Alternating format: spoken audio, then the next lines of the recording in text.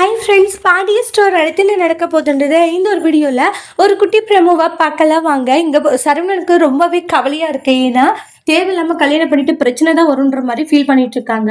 அதுக்கப்புறம் தங்கமயில பார்க்குறாங்க. தங்கமயில பார்த்து என்ன ஏற்கனவே வீட்டில் பிரச்சனை போயிட்டு இருக்கு, அதை வச்சு இப்போ கல்யாணம் பண்ணுறீங்கன்னா ஏதோ ஒரு காரணத்தோடு தான் கல்யாணம் பண்ணுறீங்க, தினம் தினம் இவங்களை வம்பு கேட்கலான்னு சொல்லிட்டு இந்த கல்யாணத்தை பண்ணுறீங்களா அப்படின்ற மாதிரி தங்கமயில் கிட்ட பிரச்சனை பண்ணுறாங்க. தங்கமயில் இருந்துட்டு ஒரு நிமிஷம் நிறுத்துறீங்களா, எதுக்கு எடுத்தாலும் ஏதாச்சும் எங்ககிட்ட வாக்குவாதம் பண்ணலன்னா உங்களுக்கு தூக்கமே வராதான்றாங்க.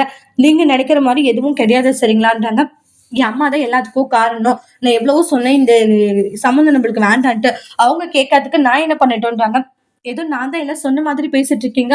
ஆமா, நீ தான் எல்லாம் சொல்லியிருப்பான்றாங்க. அப்படியே நீ ரொம்ப நல்லவ மாதிரி நடிக்காத சரியா, நீ எப்படிப்பட்ட மோசமான ஆளுன்றது முதல் கொண்டு எல்லாம் எனக்கு தெரியும். அப்படியே என்னவோ ரொம்ப நல்லவ மாதிரி நீ தான் எல்லாத்துலயும் ஒசந்தவன்ற மாதிரி பேசிட்டு இருக்கன்றாங்க.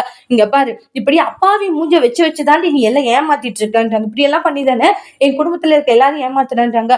யாரையும் ஏமாத்தணும் ஒரு அவசியம் எனக்கு கிடையாதுன்றாங்க. நான் எப்படி என்னட்டு எனக்கு தெரியும், சும்மா அப்படி பண்ணி இப்படி பண்ணின்னு சொல்லிட்டு எல்லாத்தையும் எனக்கு குறை சொல்லிக்கிட்டு இருக்காதீங்கன்னு ரொம்ப நல்லவ மாதிரி எல்லாம் நடிச்சிட்டு இருக்காது. இந்த அப்பாவி மூஞ்சை வச்சுதான் எல்லாரையும் ஏமாத்திட்டு நடிச்சுக்கிட்டு இருக்க அப்படின்னு சொல்லிட்டு ஒரு மாதிரி பேசிட்டு இருப்பாங்க.